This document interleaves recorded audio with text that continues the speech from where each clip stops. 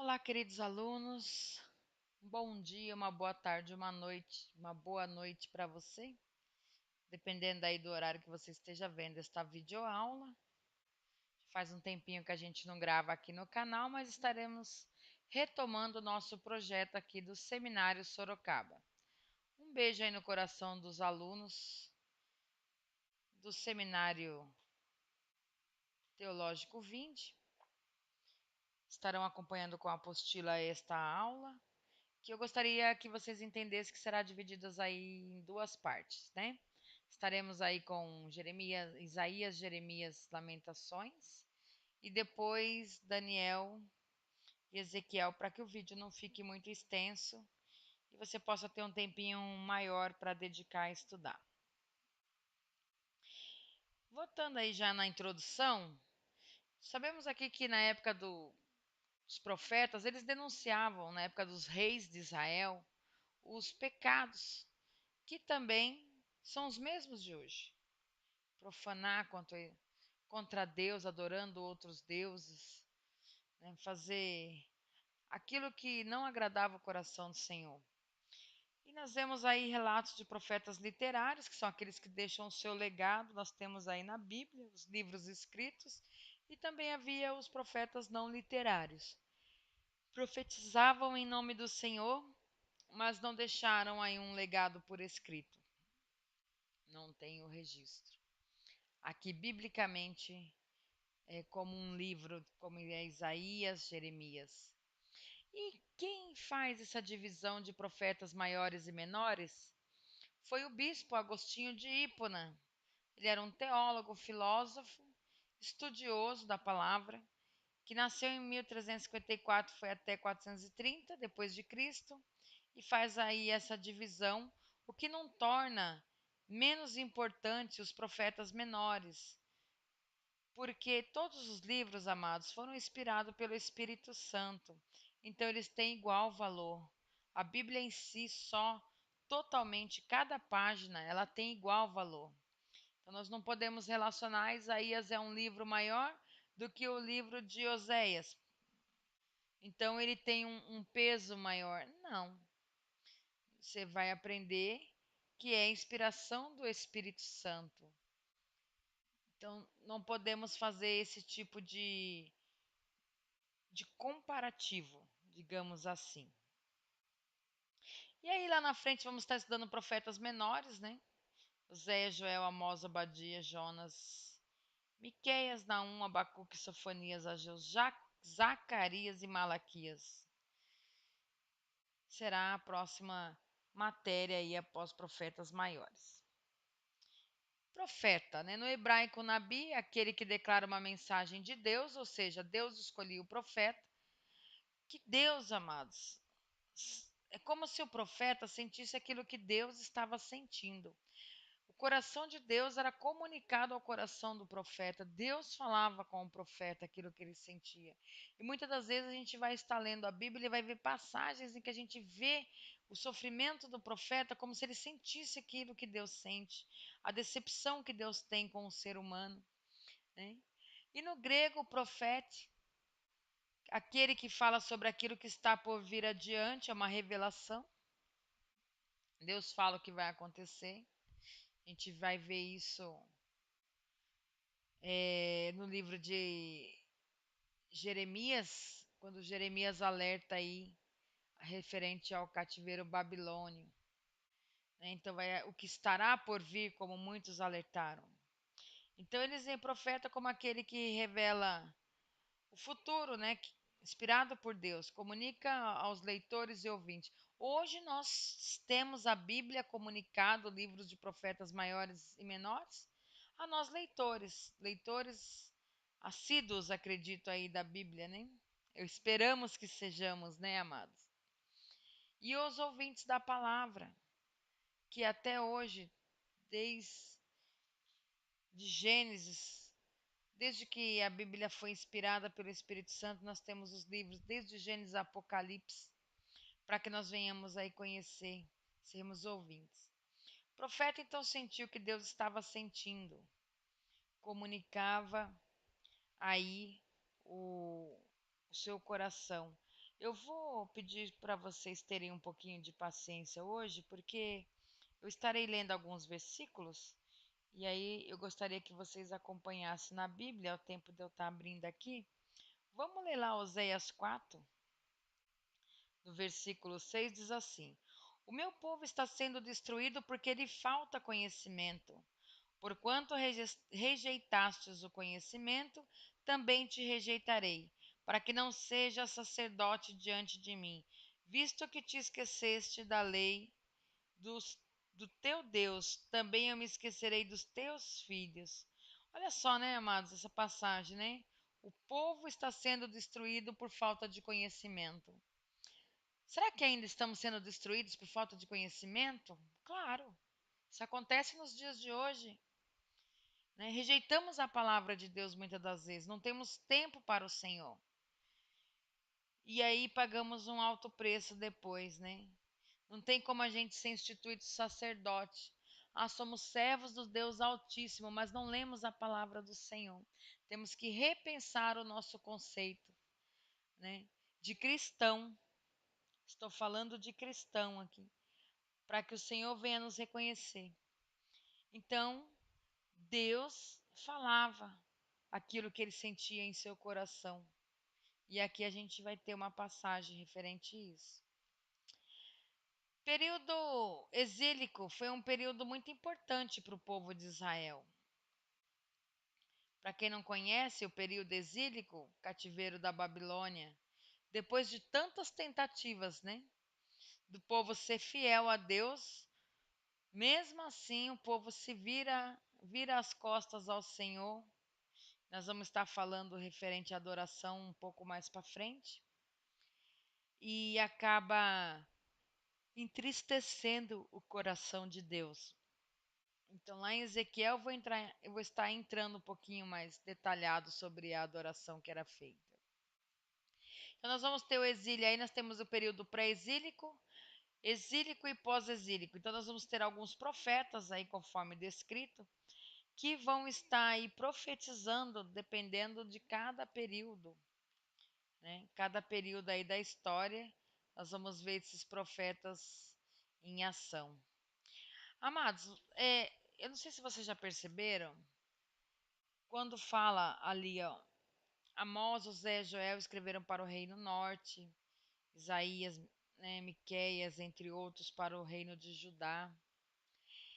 O reino de Israel, nós vemos aí a divisão depois aí de Salomão sobre Israel e Judá, né, reino do norte e Judá, que seria o sul. Israel, um pouco antes um pouco, em torno aí de uns 700 e poucos anos, depois de Cristo, se eu não me engano, ele foi destruído aí, se dá por encerrado esse reino pelos assírios. Então, às vezes tem aquela confusão de mente no período histórico, quando é Israel, quando é Judá, e Judá foi aí o que prevaleceu e foi exilado pela Babilônia, depois retornou, né, do cativeiro babilônico, tá? Só para que você venha entender como é que foi dividido. Então, no caso de ter prevalecido aí, então, Israel, que seria o reino do norte, né? E Judá aí, que seria o reino do sul. Então, quando Israel tem o domínio assírio, ainda prevalece Judá, que depois vai ser feito cativo pela Babilônia. Ok? Então vamos lá. Profetas não literários também não deixaram de fazer o seu papel, foram porta-voz de Deus, né? Mas não tiveram aí seu legado, como eu coloquei por escrito. Entrando um pouco aí na introdução, nós vamos estar introduzindo, dando um panorama do que seria o livro, né? O livro de Isaías, que é onde a palavra-chave, o nome Isaías significa salvação, né? Ele é considerado o príncipe dos profetas no Antigo Testamento, porque ele era um profeta messiânico. O que é um profeta messiânico? É aquele que fala a respeito da vinda do Messias. Então, nós vamos ver várias referências dele falando sobre a vinda do Senhor Jesus, né? Ele foi casado, você vai poder estar vendo lá no livro de Isaías, no capítulo 7, versículo 3, e também do 8, capítulo 8, versículo 3. Ele foi casado, teve 2 filhos, né? E o ministério dele foi centrado em Jerusalém. Então, passou pelo o rei Uzias, Jotão, Acás e Ezequias. Esse período onde profetizou Isaías, né? Uzias tranquilo, Jotão também, Acás foi um rei muito mau. Também a gente vai ver aí o rei Manassés. Depois de Ezequias, nós vamos ver aí Manassés, um, um rei muito ruim, que era filho de Ezequias. E o livro apócrifo conta que Manassés, né, teria cerrado ao meio Isaías.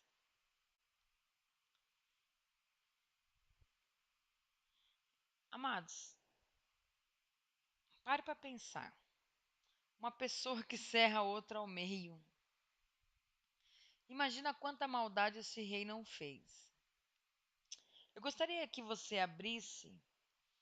Eu falei sobre um livro apócrifo, né, que cita isso, mas existe referência bíblica lá no livro de Hebreus que dá a entender que isso pode ter acontecido, né? Nós não estou afirmando, mas leva a entender.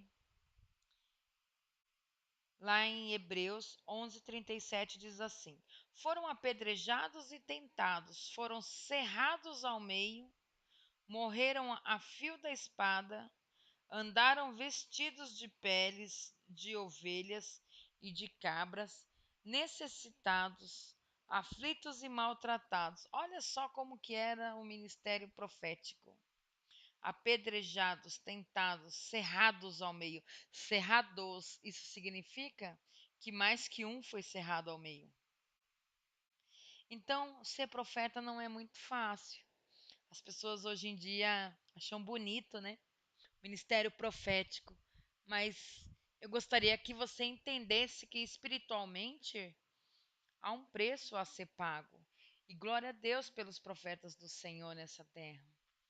Então, lá na antiguidade, não foi fácil para que os profetas fizessem a vontade do Senhor. E hoje não é diferente.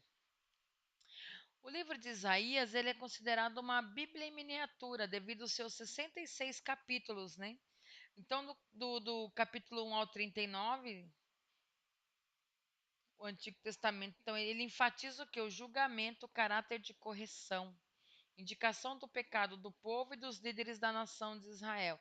Então, era uma mensagem, até o capítulo 39, endereçada mais a líderes políticos e militares com aliança de nações estrangeiras, que não confiavam no Senhor. Imagina só, né? Eu vou fazer uma aliança com o Egito. E onde é que está a fé em Deus, né? Aquele que proveu durante todo o tempo no deserto, que tirou o povo do Egito. O povo às vezes se colocavam, os líderes, no caso aí, em alianças com militares e políticos para garantir a sua segurança. E Deus queria que eles depositassem somente a sua fé nele, não em homem. Nós vamos ver depois aí no capítulo 40 ao 66, vai enfatizar a misericórdia e o conforto divino, né? Porque nós vamos ter aí o exílio na Babilônia. Se a gente, vamos lá, livro de Isaías, vamos estar lendo um pouco nessa aula. Por isso que eu optei para que a gente dividisse. 40, capítulo 40, versículo 1, 2. Consolai, consolai o meu povo, diz o vosso Deus. Falai benignamente a Jerusalém e bradai-lhe que já a sua malícia é acabada e a sua iniquidade está expiada e que já recebeu em dobro da mão do Senhor por todos os seus pecados, né? Então aí Deus vem com a sua misericórdia sobre o povo. Vou estar deixando aqui uma tabela para que você venha entender a época entre profetas maiores e menores, qual o tempo da história, né? Quais foram os profetas contemporâneos aqui da época. Nós não temos o livro de Elias, e Elias foi um profeta, então um profeta não literário, né? Então aí você pode ver que Deus usou grandemente nessa terra. Eu gostaria aqui de estar passando para vocês mais um pouquinho acerca sobre os temas, o que Isaías falava na realidade. A palavra que Isaías trazia era uma palavra que ela gerava no campo social, religioso e político da época. Então vinha exortar o povo pela infidelidade, requeria justiça dos líderes de Judá, tentava mostrar que a salvação é somente pelo Senhor. Então, aquilo que eu falei, não eram alianças políticas que poderiam salvar o povo. Não era isso, era confiança no Senhor. Se você vê lá em Isaías 43:11 diz assim: Eu sou o Senhor, e fora de mim não há Salvador. Então não adiantava fazer aliança. Porque se Deus não tivesse no negócio, não ia prevalecer, seriam derrotados. E quem é o autor? Então, a gente vê sobre o livro de Isaías duas defesas, né? Isaías, claro, como autor, mas alguns estudiosos defendem que mais duas pessoas aí, mais dois autores diferentes, por cerca de 150 anos aí, separado na história, teriam ajudado a escrever o livro. Mas o livro leva somente o nome de Isaías, né? Então, nós temos estudiosos, teólogos, cada um defendendo o seu lado aí da tese. E o livro foi muito utilizado por escritores do Novo Testamento, né?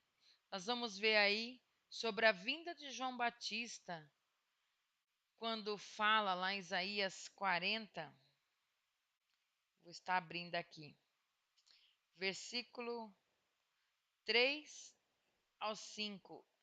E eis a voz do que clama: preparai no deserto o caminho do Senhor, endireitai no ermo uma estrada para nosso Deus.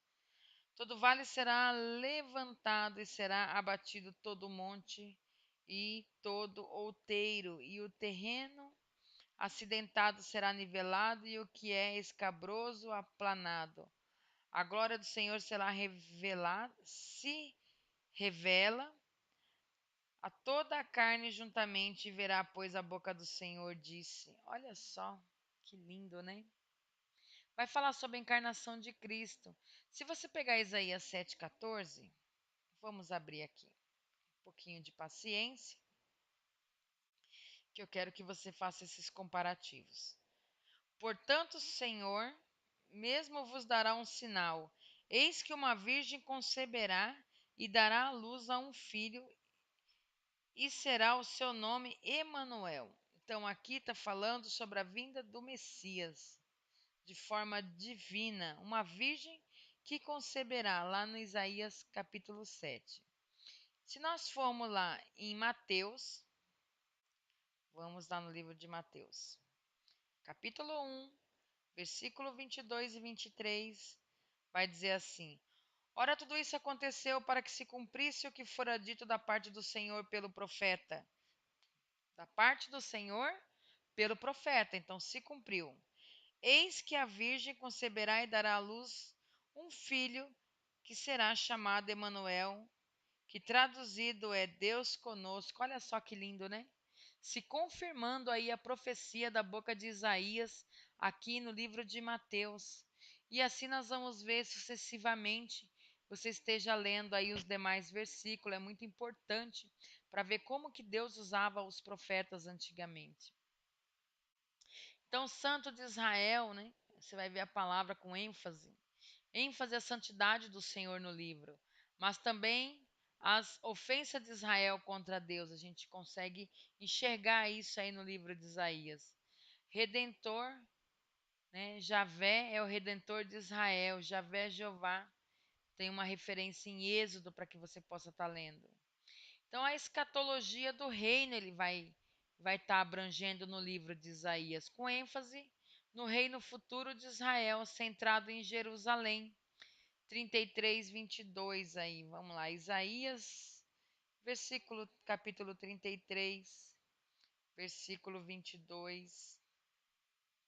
Porque o Senhor é o nosso juiz, o Senhor é o nosso legislador e o Senhor é o nosso rei e ele nos salvará. Então, né, rei, legislador, juiz, centrada em Jerusalém. O orgulho de Judá e a glória de Jerusalém, né? Nós vamos ver aí através da salvação em Jesus. Então, o Messias, nós vemos que a era messiânica ela é marcada por paz e segurança. Descendente seria o descendente da casa de Davi, que viria para reinar com justiça a todas as nações, como vimos aqui, juiz, né? Legislador, senhor e rei. E nós vamos ver que quando Ciro ele foi um instrumento nas mãos de Deus para tirar o povo da Babilônia. Mas Cristo, irmãos, Jesus, fazendo um comparativo aí da libertação do cativeiro com o que nós temos a nível de Cristo no sacrifício da cruz, ele liberta o povo do pecado da humanidade. Em Isaías 53, se nós formos estudar aqui no versículo 12, pelo que lhe darei o seu quinhão, com os grandes e com os poderosos repartirá ele o despojo, porquanto derramou a sua alma até a morte e foi contado com os transgressores. Mas ele levou sobre si o pecado de muito e pelos transgressores intercedeu. Então, Jesus tira o povo do pecado da humanidade. Ele é a única saída, né? Então, se nós formos ver na era messiânica, que então Ciro foi instrumento ali no cativeiro babilônico para tirar o povo da situação, mas Jesus, né, o Messias, ele vai libertar a humanidade da prisão do pecado, para todo que aquele que nele crê e aceitá-la aí de todo o seu coração e confessar, né, irmãos? Então é muito lindo. Esse seria aí o nosso livro do profeta Isaías,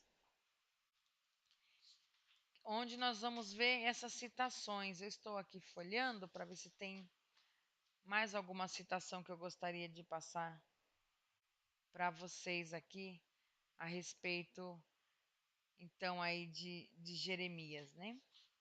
Então, vamos entrar, então, no livro de Ezequiel. Perdão, Jeremias. Estava falando de Isaías, estaremos agora em Jeremias. Jeremias, palavra-chave aí era do livro é apostasia, volta, reparação e o amado. Então ele vai exercer o seu ministério por mais de um século depois do profeta Isaías. Então, mais de 100 anos depois de Isaías, vem Jeremias exercendo aí o seu ministério. Irmãos, a situação cronológica dos profetas, ela não se dá num sentido de círculo, sabe? Tipo, imagina um panorama numa linha horizontal. Um exemplo claro que eu gostaria que vocês entendessem. Por exemplo, eu moro na cidade de Sorocaba. Temos nesse exato momento um pastor falando da palavra do Senhor que salva e purifica. De Cristo, que foi crucificado e veio para nos libertar. Talvez lá em Manaus, nesse exato momento, está acontecendo um culto. Talvez não, com certeza tem uma igreja ali também pregando a palavra do Senhor. Então, é como se as coisas acontecessem na mesma época, numa linha, num panorama horizontal. Então, nós não podemos classificar aí que como se fosse um círculo, com um começa e outro termina. Então, nós vamos ver que depois de 100 anos, no caso de Jeremias, a gente consegue ver o início aí do seu ministério, né? E ele significa o que o seu nome o Senhor designa e estabelece. No caso de Isaías, ele teve filhos, foi casado, mas Deus não permitiu que Jeremias se casasse, porque viria o quê? Viria o juízo de Deus sobre Judá. E Deus não queria que a descendência de Jeremias fosse aniquilada. Então, ele pede para que ele não venha se casar. Agora, o que me chama a atenção, que eu gostaria de ler com você, é o chamado de Jeremias. É muito lindo o chamado de Jeremias. Vamos estar lendo aqui, Jeremias 1:4, diz assim: Ora, veio a minha palavra do Senhor dizendo: Antes que eu te formasse no ventre, te conheci. Antes que saísse da madre, te santifiquei as nações e te dei por profeta. Eu disse, então disse eu: Ah, Senhor Deus, eis que não sei falar, porque sou menino. Mas o Senhor me respondeu: Não digas, eu sou um menino, porque todos a quem eu te enviar irás, e tudo quanto te mandar, dirás: Não temas diante deles, pois eu sou contigo para te livrar, diz o Senhor. Então estendeu o Senhor a mão e tocou na boca e disse-me: Ó Senhor, eis que ponho as minhas palavras na tua boca. Olha, ponho-te neste dia sobre as nações, sobre os reinos, para arrancares e derribares, para destruíres e arruinares, e também para edificares e plantares. Olha só, um homem que acreditava que não sabia sequer falar. E o Senhor toca aí. Então estendeu o Senhor a mão, diz no 9, lá versículo 9, e tocou-me na boca. Irmãos, coisa linda isso. O próprio Deus tocou na boca de Jeremias para que ele fosse falar às nações. Então, muitas das vezes o Senhor pede para que nós venhamos executar o nosso chamado e nos comportamos como Jeremias, né, como meninos. Há um equívoco até aqui sobre o livro de Jeremias. Nós vamos ver um Jeremias bem bravo aqui. Um Jeremias que faz diversos atos proféticos para chamar a atenção do povo. Né? Há um momento que Jeremias ele tem tido por profeta chorão, mas nós vamos ver as lamentações dele ali na Babilônia. Mas durante o seu ministério antes da Babilônia, num período pré-exílico, nós não vamos ver Jeremias ali chorando e se lamentando. Há momentos que ele quis não ter nascido, de tanto que era, amados, a postura do povo contra Deus. Isso o deixava indignado. Ele desejou não ter nascido, mas o Senhor instituiu. Então eu vou mostrar isso para vocês, né? E como eu falei do secretário Baruque escreveu as mensagens pronunciadas por ele. Né? Era um profeta fiel, amoroso, uma sociedade decadente quando Jeremias estava instituído por profeta. A mensagem do profeta Jeremias tinha repreensão ao pecado do povo de Judá, a previsão do cativeiro babilônico e várias palavras de juízo contra as nações inimigas, Egito, Filisteia, Moabe. Amon Síria também falou do regresso do cativeiro da Babilônia, que se você vê, ele compra até terras, sabendo que iriam voltar, né? E aí profetizou sobre a Babilônia, profetizou que sobre a Babilônia prevalecer sobre Judá e contemplou a destruição da cidade do templo. Ele profetizou e ele participou disso tudo, ele estava lá, presente, Jeremias. Vamos ver aqui. Eu gostaria que você abrisse uma citação que não está aqui. Eu vou até retornar o slide. Quando a gente fala do pecado do povo de Judá, Jeremias 7:9, capítulo 7, versículo 9. Vamos passar aqui adiante. Capítulo 7, versículo 9. Não furtareis vós e matareis, cometereis adultério e jurareis falsamente, queimareis incenso a Baal, e andareis após outros deuses que não conheceste, então vireis e vos apresentareis diante de mim nesta casa, que se chama pelo meu nome, e direis: somos livres para praticardes ainda todas essas abominações? O povo ainda contesta se é livre para fazer isso. Aí vamos ler lá o versículo 17 e 18. Não vê tu que eles andam fazendo na cidade de Judá e nas ruas de Jerusalém? Os filhos apanham a lenha, os pais acendem o fogo, as mulheres amassam farinha para fazer bolos à rainha do céu e oferecem libações a outros deuses a fim de me provocarem a ira. Eu gostaria de que você guardasse esse nome, Rainha do Céu. Na época de Jeremias, o culto à Rainha do Céu era muito forte. Rainha do Céu, um demônio instituído aí por Satanás, que coloca, né, Rainha do Céu como se ela fosse uma mãe, como ela fosse soberana a Deus, né? Imagina no dia de hoje, né? A mulher é mãe e vem o seu filho. É como se a mãe fosse mais forte que o filho. Consegue fazer esse comparativo? Então, isso foi uma sacada de Satanás, institui aí esse demônio, rainha do céu, que era adorado. E aí você vai ver aqui que até as crianças inocentes, no versículo 18, apanhavam a lenha para o pai poder acender o fogo. Ou seja, o inocente não sabia o que estava fazendo, mas seus pais estavam ali cultuando e ensinando o caminho errado que a criança deveria andar. Porque as mulheres faziam ali os manjares à rainha do céu. E naquela época, se você vê alguns filmes, né, irmão que já assistiu algum filme que tem alguma sacerdotisa, sacerdotisas eram mulheres muito lindas, bem arrumadas, né, muito bem adornadas, para que viessem ali oferecer a rainha do céu, porque era uma deusa a rainha do céu. Então, sacerdotisas eram lindas mulheres, e as mulheres daquela época queriam ser como as sacerdotisas, lindas, né, adoradoras da rainha do céu. E os seus esposos, quando estavam com elas, né, dentro ali do seu quarto, é como se ele dominasse a entidade quando ele estava junto com a sua esposa. Quando ele se deitava como uma sacerdotisa, é como se ele tivesse ali um domínio. Então, na realidade, essa história da sacerdotisa, da adoração à rainha do céu, ela é muito forte no meio das mulheres que trazem isso para sua casa. Mas existe aqui uma regra.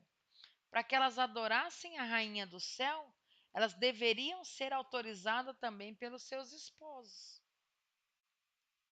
O esposo autorizava que ela adorasse a rainha do céu. E você vê aqui em família. Irmãos, isso era muito forte. E isso entristecia demais o coração de Deus. Então a gente vai ver esses cultos, né, quando Jeremias fala que isso irrita profundamente Jeremias. Né? Como assim? Eles fazem tudo isso, provocam a ira, né? A si mesmo, então criam uma confusão. Aí pode depois vir aqui na casa do Senhor adorar? Que jeito que pode isso? A gente vê aqui na palavra. Então isso era muito forte. Abacuque, avisado por Deus, também falou que a Babilônia invadiria Jerusalém e os caldeus castigarão o Judá, aí, né? O livro fala das profecias, mas também sobre Jeremias, no caso, o livro, sobre o destino como profeta de Deus. Lá em Hebreus, fala sobre a nova aliança e cita Jeremias lá, Hebreus 8. Como está lendo o livro de Hebreus, no Novo Testamento você vai ver aí o profeta Jeremias sendo citado. Hebreus 8:8. Porque repreendendo-os diz: Eis que virão dias, diz o Senhor, em que estabelecerei com a casa de Israel e com a casa de Judá um novo pacto. Não segundo o pacto que fiz com seus pais nos dias em que os tomei pela mão para os tirar da terra do Egito, pois não permaneceram naquele meu pacto, para que, perdão, e eu para eles não atentei, diz o Senhor. Ora, este é o pacto que farei com a casa de Israel depois daqueles dias, diz o Senhor. Porei as minhas leis no seu entendimento e no seu coração, as escreverei, e serei o seu Deus, e eles serão o meu povo. E não ensinará cada um ao seu concidadão, nem cada um ao seu irmão, dizendo: Conhece ao Senhor, porque todos me conhecerão, desde o menor deles até o maior.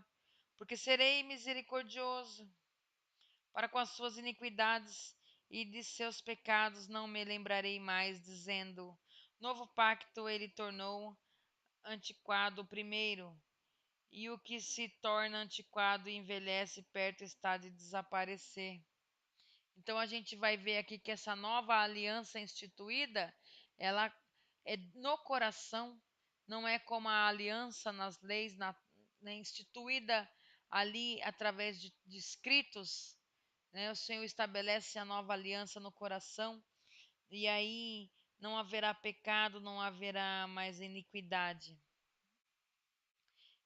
É, lá em Jeremias 31:15 cita também que Deus daria a Jesus o trono de Davi por herdeiro, né? Então, 4 categorias a gente pode resumir de oráculo: acusação, julgamento, instrução e a consequência.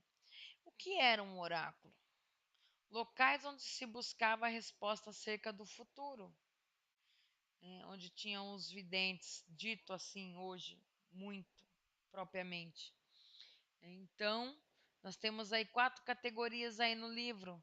Então, os escritos, né, onde se busca a resposta acerca daquilo que o Senhor vai fazer.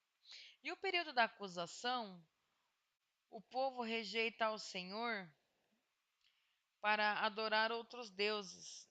Eu vou pedir licença aqui para os irmãos para estar fazendo uma correção, porque o nosso Deus, ele é digno de ser adorado. E aí peço até desculpa por ter escrito de letra minúscula. Então, o povo rejeita o Senhor para adorar outros deuses, como eu coloquei aqui. A gente vai ver obstinação, injustiça, aí vai ter o uso inadequado do templo. Tudo isso, né, nesse período antes do exílio, sacrifício. E Jeremias vai estar contemplando isso. A nova aliança, lá em Jeremias 31, é uma das maiores contribuições do profeta para a teologia, o Tratado da Aliança, né? A gente vai ver aí o prefácio, o prólogo, a história, discipulações. Aí nós vamos ter a cláusula do documento, lista das testemunhas, né? Então a gente está aqui, tudo isso aí na aliança. A nova aliança, como eu havia dito, a cláusula discutida, em vez de pedras escritas, vai ser no coração do homem. A promessa de uma nova vida, né?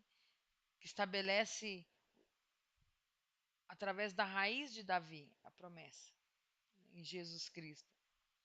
E nós temos, durante o período antes do cativeiro babilônico, nós vemos aí que Jeremias, ele profetizou acerca que seriam 70 anos. E Ananias vem lá e fala: Ah, não, vai ser só 2 anos só. Irmãos, esse é uma parte que eu achei importante colocar, porque muitas das vezes as pessoas estão preocupadas com as suas reputações. Quando falamos algo e vem uma outra pessoa e fala outra coisa, não, não, não é assim. Eu aprendi dessa forma, assim é o correto.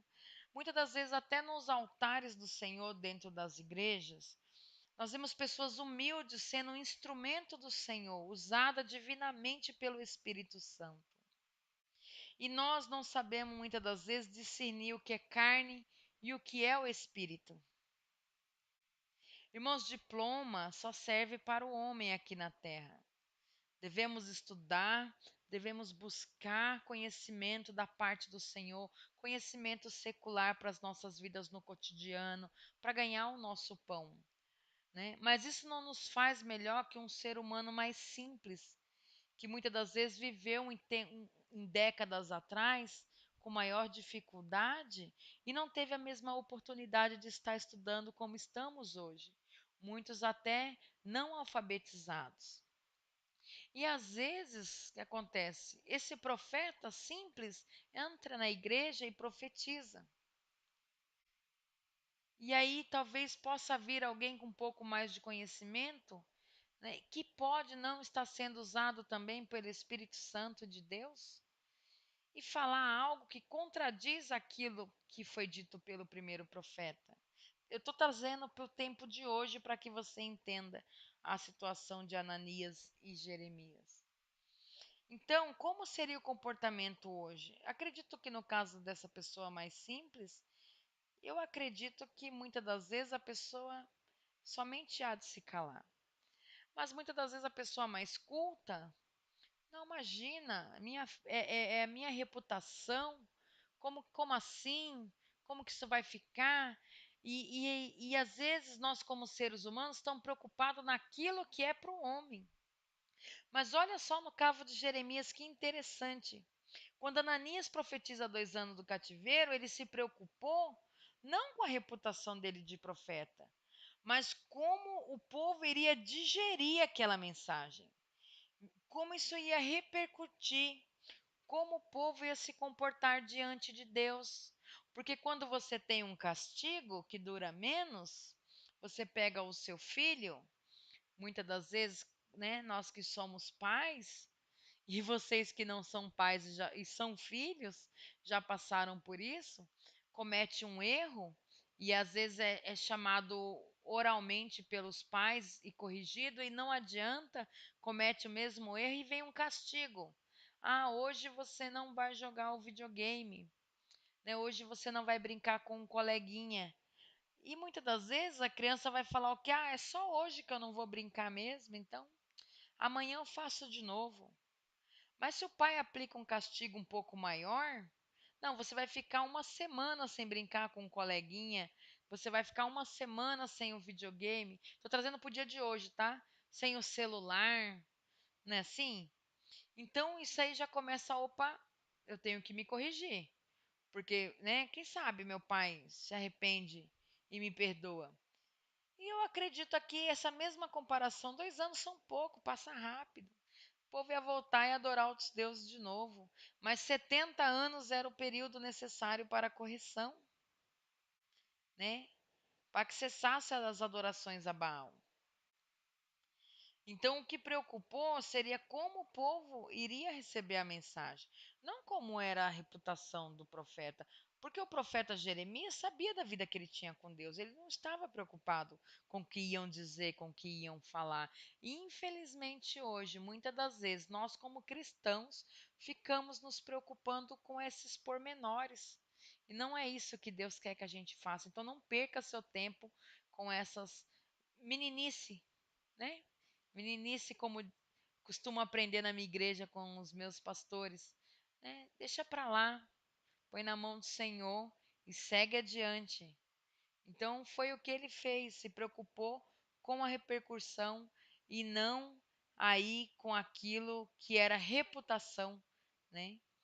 Foi assim que Jeremias fez. E antes de entrar em Lamentações, eu gostaria de fazer uma observação aqui sobre o nosso profeta Chorão, dito como Chorão, no livro de Jeremias. Só um instante que eu estou procurando aqui alguns acontecimentos. Irmãos, a gente vai ver aqui que muitas das vezes ele tem alguns atos que ele comete profeticamente, o profeta Jeremias, né? E as pessoas podem até não entender. Por exemplo, vamos ver aqui. Deixa eu só ver se eu encontro. Nós vamos ter aqui a lição do oleiro, né? Nós vamos ter aqui a respeito do. Só um instante, eu vou pedir para os irmãos um instante que eu vou estar consultando aqui.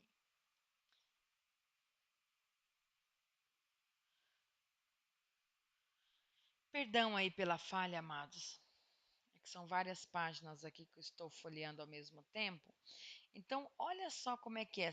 O cinto apodrecido, né? Nós vamos ver isso aí lá no capítulo 13. E aí, vamos me dizer que se esse homem era chorão. Se esse profeta era chorão. Cinto apodrecido, ele me sai com um cinto no meio do povo. Vou trazer por uma linguagem bem simples para que nós venhamos entender.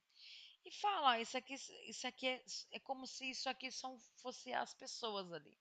É como se fossem vocês, entendeu? Olha, Judá, isso aqui serão vocês, né? Em vez de terem cintos de ouro, cintos apodrecidos, é isso que vocês são diante do Senhor. Né? A quebra da botija, no capítulo 19. Ele vai adiante do povo e tá, pega uma botija e quebra. Isso sinaliza, tipo, olha, é assim que vocês vão ficar quando a Babilônia vier, despedaçados. Então são atos proféticos, né? Os 2 cestos de figo, no capítulo 24, que simboliza o quê? Quando vão cativo, quando vai a nobreza de Judá cativa no exílio. É assim que sua nobreza vai, né, cativo para o exílio. Só que nós vamos ver tantas situações aqui, e no capítulo 32, ele compra um campo. Ou seja, apesar de ser levado cativo, de ser despedaçado como uma botija, né? Quando ele põe em volta aí de brochas e canes, como se passassem em volta do seu pescoço um monte de corda e fosse arrastado para a Babilônia como animal, que é o que ele falava que o povo seria. Ele no capítulo 32, ele compra um campo. Por quê? Ele garantiu a sua terra, porque ele sabia que voltaria, que esse período de 70 anos passaria. Então ele cria na promessa do Deus Altíssimo. Sabia que iria cativo, mas sabiam que retornariam da Babilônia. É muito interessante, é muito lindo essa situação. A vida do profeta ligada ao coração de Deus. E é assim que tem que ser. Esse era o profeta Jeremias.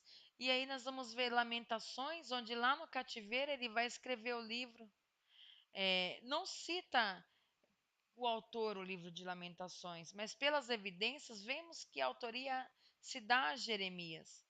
Né? Eu fiz apenas esse slide aqui esboçando Lamentações, onde Lamentações são poesias, são 5 poemas, né? Sua produção foi feita de uma forma de lidar com a destruição de Sião. A ira de Deus é considerada justa, porque Judá pecou, né? E os profetas transmitiram o aviso de Deus. Há muito tempo o dia do Senhor seria contra o seu povo. A gente vai ver isso lá em Amós 5,18. Deixa eu abrir aqui para que venhamos verificar aqui. Só um instante. Amós, capítulo 5, versículo 18 diz: Ai de vós que desejais o dia do Senhor, para que querei vós este dia do Senhor? Ele é trevas e não luz. Então, né, o povo desejou. Por que vocês desejam isso? Por que não mudam? Porque vai ser dias de treva, não vai ser dias de luz. Porque o Senhor corrigiu o povo da sua transgressão. E aí, lá em Lamentações, nós vamos ver que o dia do Senhor chega. Lamentações capítulo 1, versículo 12. Diz assim: Não vos comove isto a todos vós que passais pelo caminho? Atendei e vede que há dor igual à minha dor, que veio sobre mim, com que o Senhor me afligiu no dia do furor da sua ira. Então chegou o dia do Senhor. É isso que ele fala aqui. O livro registra o dia do Senhor vindo com fúria. Então, lamentações são colocados como cânticos fúnebres, né? Criados para oferecer purificação aos sobreviventes da calamidade de Judá e a própria ira de Deus, que também indicava aí o seu amor, né, fundamentado aí na aliança, que é aquilo que eu falei, o pai que ama castiga o filho que desobedece. Então, o livro é composto por 5 poemas com acróstico alfabético. O que seria esse acróstico alfabético? É uma combinação. É como se cada letra da primeira, cada letra do primeiro parágrafo ele colocasse aí, formasse uma palavra. É assim que é um acróstico. Então você tem um poema e a primeira letra de cada estrofe, ela vai formar aí uma palavra. No caso, nós vamos ver aí, no caso da Bíblia, né? Esse acróstico para facilitar a memorização, isso acontece, né? E a gente vai ver aí que as letras se repetem, né? Duas, três vezes nesses poemas na versão aí originalmente escrita, né? E se nós vemos até hoje nas festas sagradas dos judeus, lamentações são lidas, né, nas sinagogas do mundo inteiro, no dia do quarto mês do jejum que lembra a queda do templo, eles leem no muro das lamentações também é lido. Então, Lamentações é é um livro que mostra ali a dor, né, sentida durante esse período onde Deus corrige o seu povo. Então aí nós vemos o nosso profeta Jeremias chorando, como nós dizemos, como um profeta chorão. Mas sabemos que muitas das vezes ele foi duro ali, quebrando vaso, fazendo atos proféticos para que caísse a ficha do povo. Era uma forma que ele tinha de prender a atenção do povo e falar que as adorações feitas a Baal, a rainha do céu, não agradava ao Senhor e que a ira de Deus viria e que o cativeiro da Babilônia era próximo. E nós vemos aí nesse período que o povo não se preocupava, porque o povo foi cativo no Egito e o povo acreditava que o Egito poderia salvá-los. Veja só como é que é, né? O povo acreditava que o Egito poderia tirá-los é, dessa situação das mãos dos babilônicos. Não tinham isso como acontecimento. Só que o Egito também foi derrotado, né? O Egito não prevaleceu. E aí eles não tiveram com quem firmar mais aliança. E aí foram levados cativos pela Babilônia, que avançou em terras. E isso aí faz parte de uma outra aula. Eu não vou estar entrando em muitos detalhes, mas para que você veja que o dia do Senhor chegou. Amém? Falamos então aqui nesta aula. Agradeço a colaboração, a compreensão de todos. Perdoe-me pelos alguns erros cometidos, né, para que a gente pudesse estar folheando aqui, pudesse estar folheando aqui o material e buscando aqui interligar ao slide alguns comentários. Então, ficamos aí com a introdução de profetas maiores. Falamos então aí das profecias de Isaías, 100 anos, um século depois, aproximadamente, temos então Jeremias, né, Isaías, um profeta messiânico, Jeremias, um profeta aí que alerta o povo antes do período babilônico a respeito daquilo que era o Senhor, a vontade do Senhor, onde cometeu diversos atos proféticos, mostrando na prática o que seria feito com o povo de Judá, e depois nós vemos lamentações ali, já no cativeiro da parte de Jeremias.